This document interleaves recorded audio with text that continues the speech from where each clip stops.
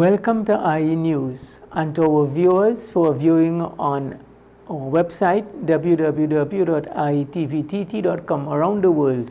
Thank you for joining us.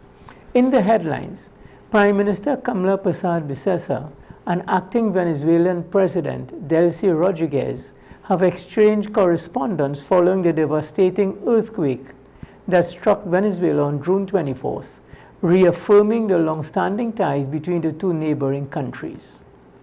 The Ministry of the People delivers over $651,000 in disaster relief and home repair grants. And in a crime update, police recover firearms and ammunition during Operation Resolute in Freeport and Mova districts. In our top story, Prime Minister Kamla Persad-Bissessar, Senior Counsel, and acting Venezuelan President Delcy Rodriguez have exchanged correspondence following the devastating earthquake that struck Venezuela on June 24th, reaffirming the long-standing ties between the two neighboring countries. In a letter dated July 8th, acting President Rodriguez wrote to Prime Minister Persad-Bissessar and expressed the gratitude of the Venezuelan government and people for Trinidad and Tobago's relief aid following the disaster. These demonstrations of support have been a beacon of hope in times of sorrow and reaffirm that a path between nations is solidarity. In her response, Prime Minister Persad-Bissessar recalled a telephone conversation between the two leaders on June 26, during which she advised President Rodriguez that Trinidad and Tobago had activated a major public-private sector humanitarian relief initiative for Venezuela. The first shipment, comprising more than 230 tons of humanitarian supplies, arrived at the international port on July 10th. Prime Minister Persad-Bissessar also confirmed that Trinidad and Tobago continues to work with Venezuelan authorities to facilitate the delivery of more aid. In other news, the government's commitment to supporting vulnerable families here in Trinidad and Tobago continued on Wednesday, July 15, 2026, as the Ministry of the People, Social Development and Family Services delivered disaster general assistance and home repair grants valued at $651,309.85 to 59 households across Sangre Grande region. Addressing recipients, the Honorable Vandana Mohit, Minister of People, Social Development and Family Services, reaffirmed the government's commitment to ensuring the vulnerable families receive timely assistance during difficult times. She noted that every grant reflects the ministry's continued commitment to improving the lives of those most in need. We now take in messages from our sponsors. More news when we return.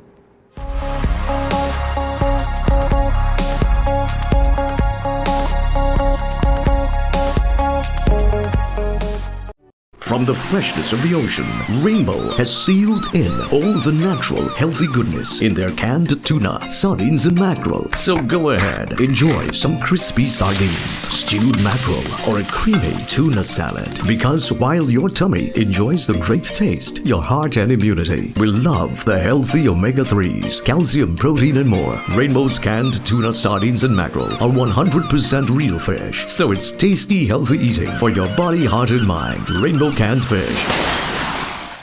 Tile Expressions Limited, as one of the largest importers of tiles, offers an extensive range of high-quality tiles in ceramic, porcelain, granite, stone, and mosaic options. Additionally, we offer a variety of tile accessories and bathroom sets to complement any decor style. We are committed to providing exceptional customer service and swift delivery of all products. From indoor and outdoor tiles to bathroom sets and tile accessories, we have curated a range that caters to both traditional and modern taste. Lampus 13, Ajudha Road, Munro Road, Canopio. Call 223-8453. Welcome back. Recently, Senator Professor Emeritus the Honorable Prakash Prasad, Minister of Tertiary Education and Skills Training, met with representatives of the University of the West Indies and the University of Trinidad and Tobago for a strategic collaborative meeting focused on the commercialization of research and innovation, and also seeking to expand outreach initiatives. The discussions explored opportunities to strengthen partnerships between the ministry and the nation's tertiary institutions, ensuring that research, innovation, and academic expertise translate into real-world impact for citizens, communities, and industry. By fostering closer collaboration, the Ministry of Tertiary Education and Skills Training continues to advance a more innovative, entrepreneurial, and knowledge-driven economy, one where ideas are transformed into opportunities and higher education serves as a catalyst for national development. In other news, our Minister of Trade, Investment and Tourism, Satyakama Maharaj, says investor confidence in Trinidad and Tobago remains strong despite concerns surrounding Nestle's restructuring, adding that the country must continue diversifying its economy. Speaking at a trade and investment convention recently, Minister Maharaj said business across multiple sectors are looking to expand, while stressing that the era of relying on a single industry has come to an end. He said government remains committed to supporting local manufacturers, farmers, and service providers as part of its strategy to strengthen domestic industries and drive economic growth. I think investor confidence has gone through the roof. People I speak to, everybody is seeking to expand. Everybody understands that the days of relying on one industry are over. The whole world has come to that realization. And everybody realized that we do have a diversified economy. We used to manufacture everything here at one point. We have to go back to that. And we have to protect our local manufacturers, our local farmers, our local service providers. Addressing Nestle's decision to restructure parts of its operation, Minister Maharaj said the company is not shutting down its operations in Trinidad and Tobago, but instead is restructuring and seeking new ownership for parts of its operations. He described the move as an opportunity for local entrepreneurs and investors to expand their businesses and help fill the gap left by this restructuring. Nestle is restructuring their business and focusing in other areas, but they're not closing on anything. They are selling it and hoping that our local entrepreneurs and business people will step up and fill that gap. In other news, Minister of Tertiary Education and Skills Training, Professor Emeritus Prakash Prasad, says the government is taking steps to ensure Trinidad and Tobago's workforce remains competitive as artificial intelligence and emerging technologies continue to reshape the global market. Speaking at the Future Forward event hosted by Paria Fuel Trading Company Limited and the Caribbean Industrial Research Institute, Minister Prasad said the ministry is repositioning the tertiary education and skills training system to focus on industry-aligned programs, micro-credentials, and flexible learning pathways.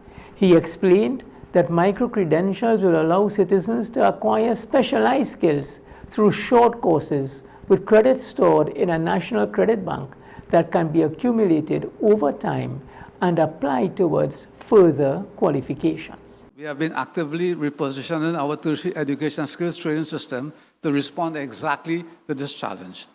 So we are placing emphasis on short cycle industry-aligned training. Like some of this happening here, let's go higher up. Micro-credentials and flexible learning pathways. Micro-credentials is a new term that you can say 10, 15 hours, you do a course, you get some particular skill. We are looking at developing what we call a credit bank, where your credits for that course is stored in the bank, and as you go forward, you can use it as you go on that way. The minister also revealed that Cabinet has approved stakeholder consultations on a policy to support the implementation of the initiative, adding that work is progressing and further details will be announced in due course.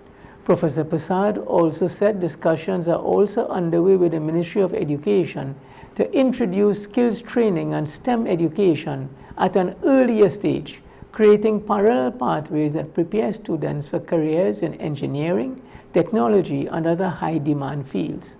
He said the initiative forms part of the government's broader strategy to equip citizens with the skills needed to thrive in an increasingly technology-driven economy. We got approval from Cabinet to discuss with stakeholders how we implement that. And up till last week, there was a big international conference in Trinidad on that, and one before that also. So it's in progress, and you'll hear more about that. And in discussions with the Minister of Education, we are looking at a parallel pathway upwards. So some may become economists, but some may become engineers, but you learn STEM and these sort of things from early age. And we're looking at skills training a lot earlier, where we want to integrate fully with the Ministry of Education. So these things are in work that's happening. You're watching iNews. We'll return after these messages.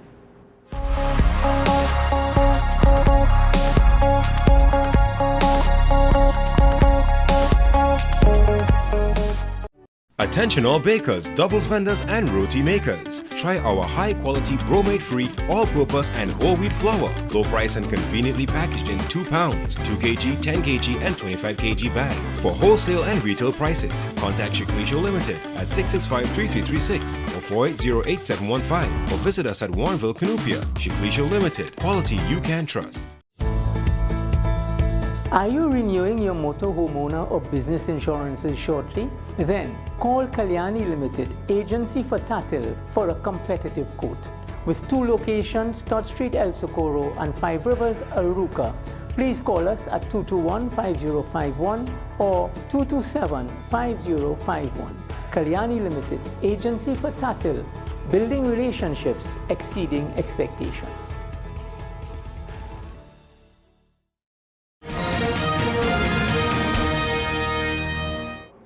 Welcome back. We turn our attention now to some crime news, some crime updates.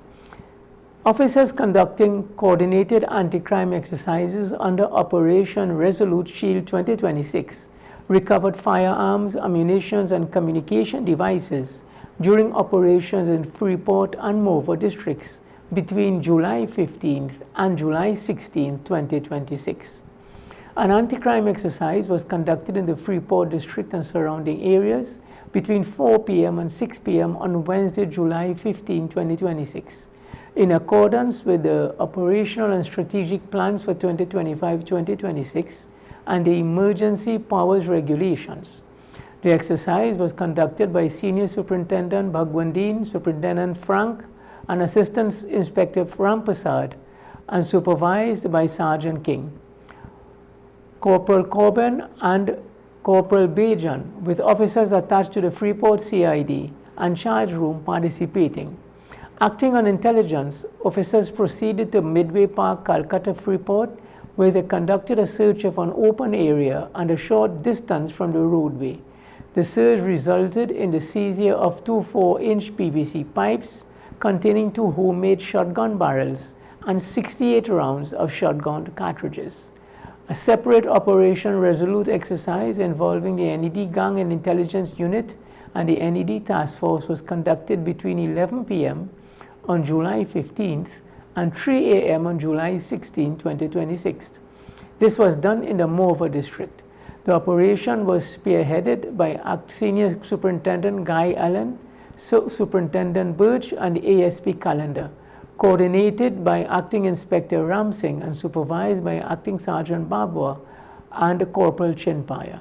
Based on further intelligence, officers searched a bushy area at Upper 7th Avenue Malik, where they recovered a Browning Arms Company firearm, a magazine containing 8 rounds of 9mm ammunition, and 2 handheld walkie-talkies concealed among tree roots. In other crime news, 11 persons were arrested during the execution of various warrants in the Southern Division, while a quantity of cannabis was seized in the Port of Spain Division during separate Operation Shield anti-crime exercises conducted this week.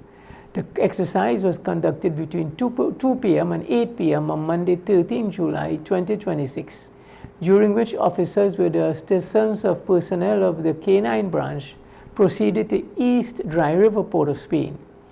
There, the officers conducted a search of an empty lot of land at Quarry Street, which resulted in the discovery of 2 rectangular packets containing 1.74 kilograms of cannabis. The drug has an estimated street value of $153,000. Let's now take in some messages from our sponsors and return.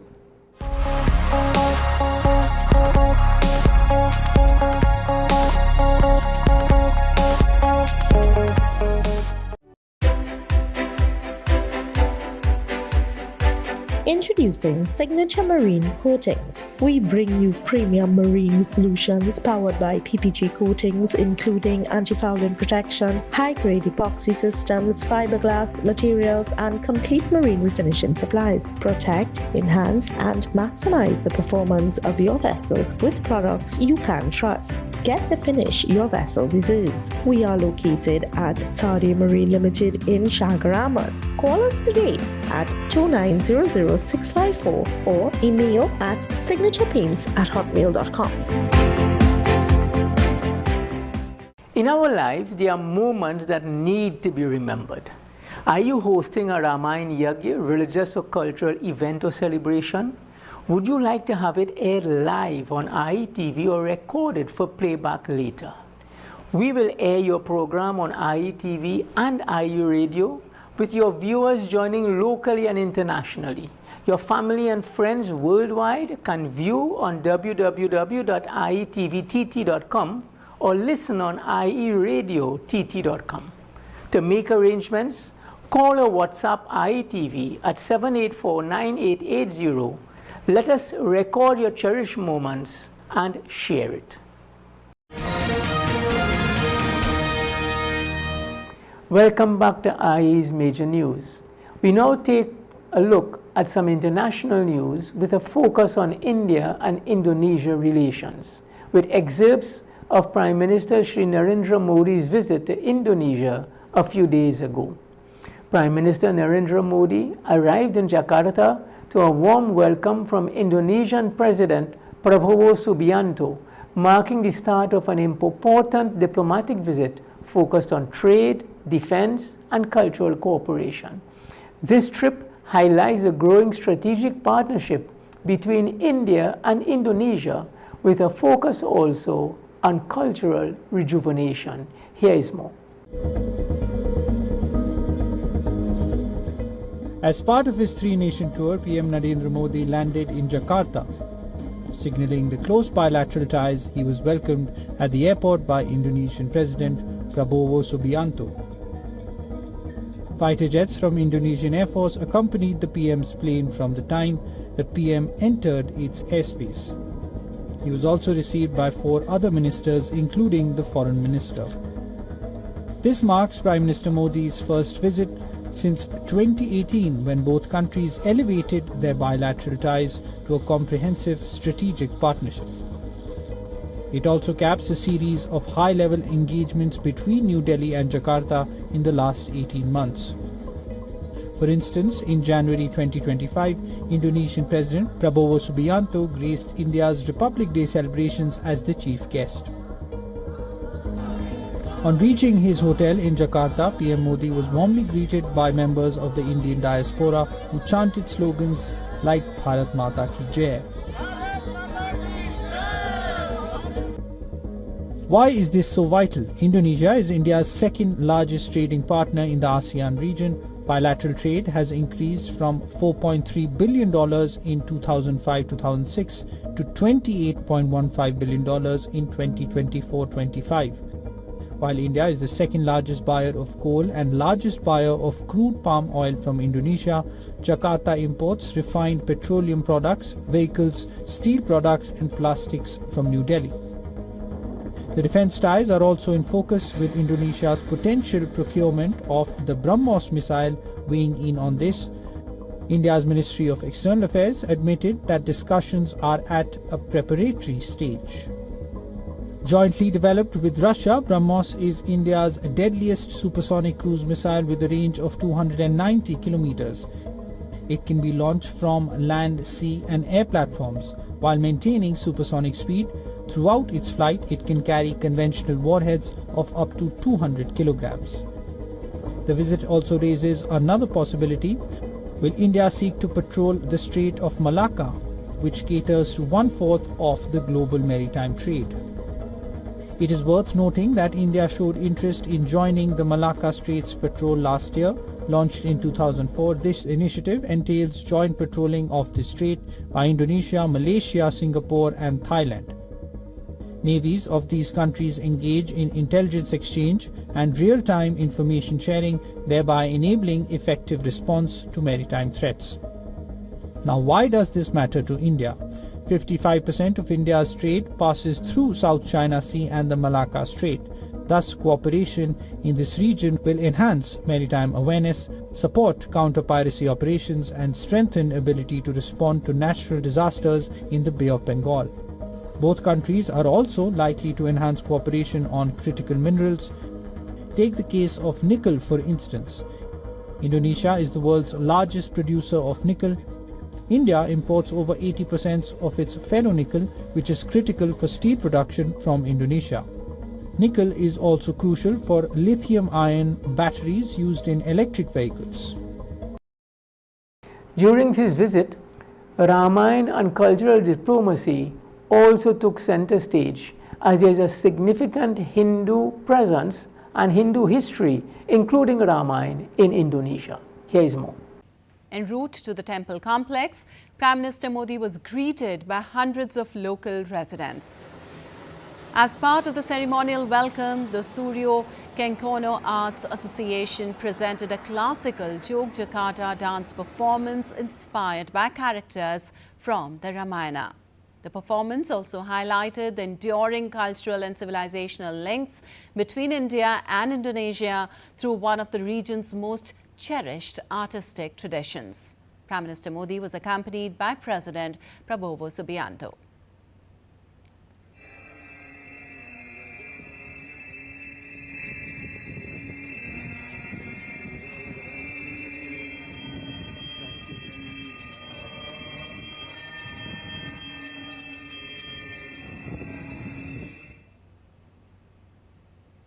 Well, India and Indonesia unveiled a commemorative plaque marking the launch of a joint initiative for the conservation of cultural heritage at the Prambanan Temple complex, underscoring the two countries' shared commitment to preserving their rich civilizational legacy and deepening cultural cooperation. Addressing the gathering, Prime Minister Narendra Modi said his visit would further strengthen the long-standing friendship between India and Indonesia. Prime Minister described culture as a bridge that connects societies, fosters mutual understanding and builds enduring trust between nations.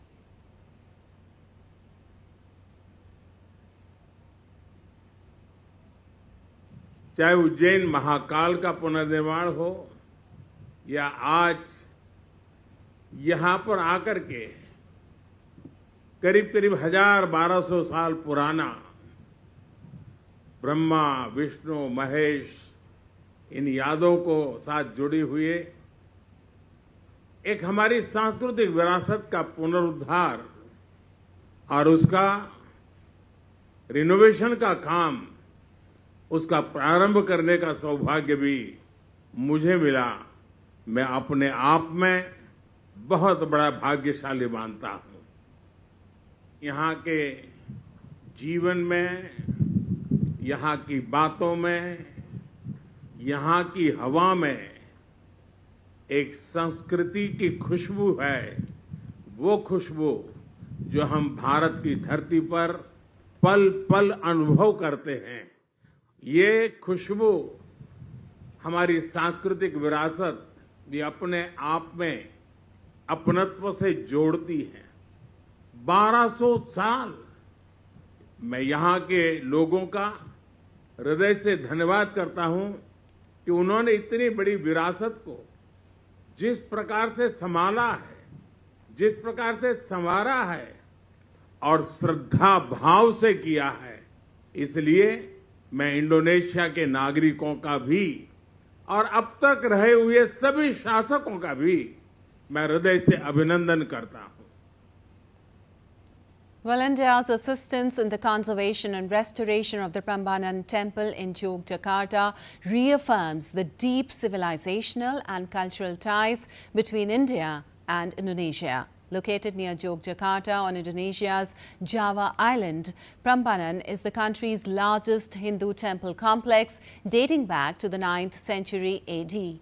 Built in the 9th century, the Prambanan temple was constructed using volcanic stone, a material abundantly available in Java.